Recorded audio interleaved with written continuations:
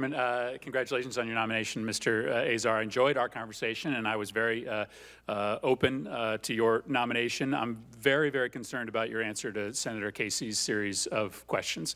And so I just want to state it to you one more time and give you a second chance here. This administration has shortened the open enrollment period by half.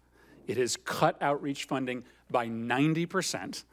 It has cut funding for navigators by 40%. It has pulled out of state enrollment partnerships. Is your testimony here today that this is all in service of an effort to make the ACA better? Do you really believe that the goal of this administration is to help people sign up for the Affordable Care Act? So obviously, I'm not in the government. I don't have access to all the data. My understanding is that, and I can't validate this from the outside, was that the choices made were about what's working and what's not working, and there's no sense funding any aspects of the program that aren't working well, and also a policy decision around advertising that it's time for that to be regularized in its amount of funding around advertising. So you think that President Trump is taking these actions in the goal of making the Affordable Care Act work better? I don't know that President Trump was involved in those decisions. Those are probably decisions made at the HHS level or made as a matter of budgeting. But I think the goal is, with the program you've got, do as best you can. This one has a lot of problems in it. I'm excited, you know, if the Alexander Murray bipartisan package here helps, it's a good stopgap. What does cutting the open enrollment period in half do to help?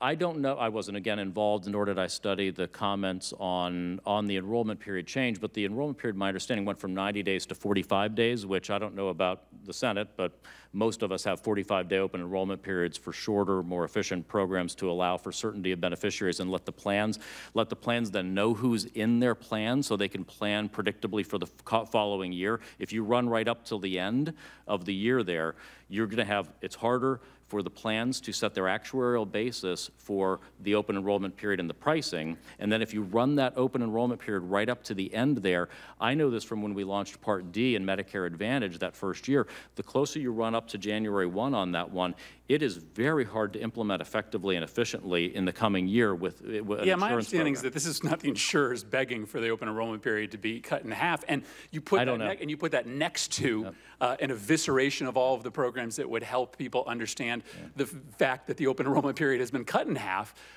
Listen, I just think it strains credibility. I'm happy to look at that. I was not involved in that. In the individual marketplace. Okay, so you said that there are things that the HHS secretary could be doing to make the open enrollment period work better, or to what do you think that you could do in the face of these changes to make open enrollment work better, to make sure that people have the ability to choose wisely within the exchange? If you say that these are changes that are made in the service of making the open enrollment period better, what else do you think can be done? I want to just to clarify, I don't believe I said that these are changes to make it better, but rather to eliminate what I think. Again, I'm on the outside. I'm not sitting there at HHS looking at data, running the program, so I don't know the status of thinking on each individual element there. And my point is, if something's not working, why are we funding it? And if the view was that the Navigator program, if certain of those vendors are not delivering one beneficiary enrolled and receiving a lot of money, say, why keep funding that? Okay, that would be my perspective in looking at it. And then using your resources to put it on whatever the most effective outreach and enrollment programs happen to be, that would be the approach I would follow. I don't know. I'm not there. I haven't been involved. I haven't been at HHS for the Affordable Care Act initiation or implementation. So I just haven't studied each of the individual programs there. Let me follow up on some questions that Senator Warren was asking. I agree with her. Experience in the private sector shouldn't be disqualifying. What we want to make sure is that you are not simply bringing your advocacy on behalf of the industry you used to work for into government.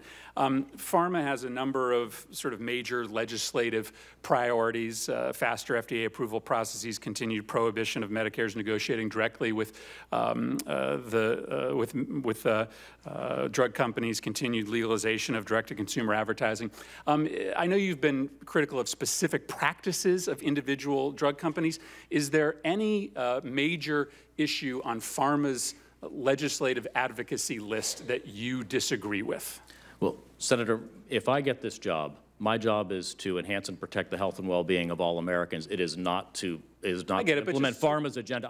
So just to give us an example of where you'll oppose. I don't have pharma's policy agenda. That's how little focused. I've been gone for a year. I don't know what their list of agenda items is, Senator.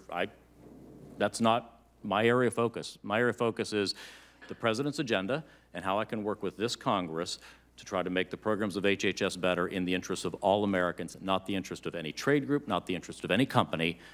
This is the most important job I will ever have in my lifetime, and my commitment is to the American people, not to anywhere that I have worked in the past or any industry I've been connected to in the past. I thank you for that answer. Thank you.